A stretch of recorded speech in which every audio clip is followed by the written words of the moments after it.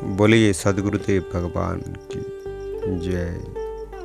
सर्वेद वैश्य प्रथम मंडल पंचम अध्याय। प्राण संचालनी आदि जो कर्मय लौकिकी होई।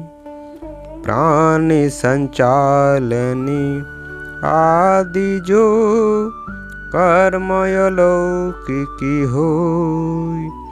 यह लीला कूटस्थ का बाहर अक्षरी सोई। यह लीला कूटस्थ का बाहरी अक्षरी सोई। प्राण का आधार संचालक अक्षर है। उसी अक्षर द्वारा समस्त प्राण अपना कार्य करते हैं। सुषुप्ति में आत्मा की शक्ति अंतर्मुख हो जाती है और आत्मा बाहरी क्रियाओं को नहीं करती, क्योंकि मन इंद्रियों की शक्ति लेकर आत्मा के साथ हृदय में निवास करता है।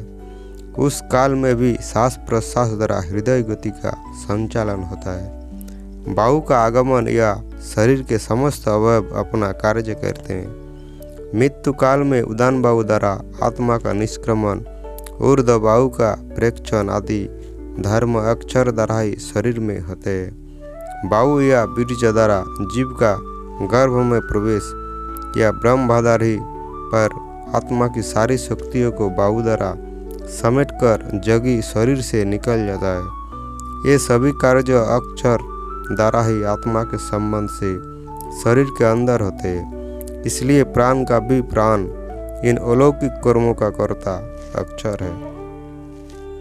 अक्षर बाहर भीतर सर्वत्र व्यापक है। वह मूर्धा और हृदय को स करके अपने स्थान से सारे संघात में प्रेरणा दे रहा है।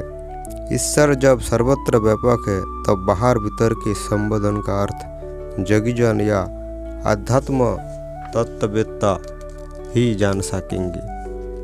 ईश्वर सर्वव्यापक होते हुए भी शरीर और आत्मा के एक देशीय परिच्छिन्न होने से एक भूमि और एक मंडल में अनुभव प्राप्त होता है एवं पूर्ण साक्षात्कार के पश्चात समदृष्टि के प्राप्त होने पर चराचर समस्त जगत में ओतप्रोत परिपूर्ण व्याप्त अनुभव होता है।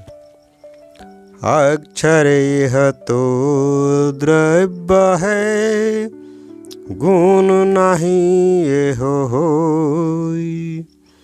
अक्षर यह तो द्रव्य है, गुण नहीं यह होई। आश्रित गुण जग कर्म है, जग करता है सोई। आश्रित गुण जग कर्म है, जग करता है सोई। अक्षर नित्य चेतन वस्तु है और किसी वस्तु का गुण नहीं है, बल्कि सत्य गुणवान एक वस्तु है।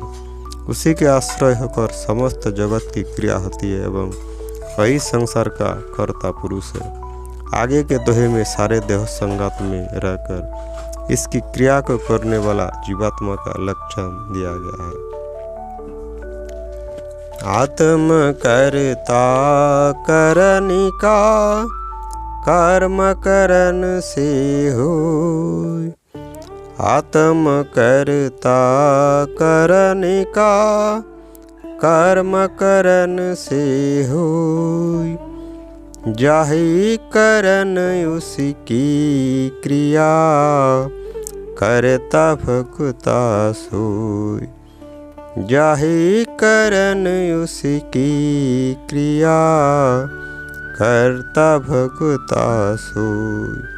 कर्ता करण द्वारा ही अपनी क्रिया को करता है। करण का जो व्यवहार धर्म है वह चेतन आत्मा द्वारा ही होता है। आत्मा इन प्राकृतिक करणों द्वारा ही प्रकृति के समस्त कर्मों को करती है। इसलिए करणों द्वारा जो होता है वह कर्म है। जिसका करण है उसी की क्रिया भी है। भौतिक करणों द्वारा आत्मा प्राकृतिक शुभाशुभ कर्मों का कर्ता होकर इनके फल परिणाम को प्राप्त करने वाला भोक्ता होता है। कर्ता सदैव चेतन और स्वतंत्र होता है और भोक्ता सदैव दूसरे के अधीन अपने कर्मों का उपभोग करता है। जीवात्मा अपने कर्मों का कर्ता और भोक्ता दोनों है। ईश्वर समस्त जगत का कर्ता होकर उससे असंग सर्वद्रष्टा साक्षी और न्यायाधीश है। इस पद में इंद्रियों द्वारा जो व्यवहार होता है वो आत्मा द्वारा होता है।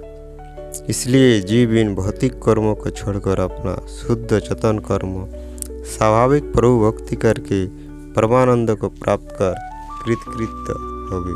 बोलिए सद्गुरुदेव भगवान की जय।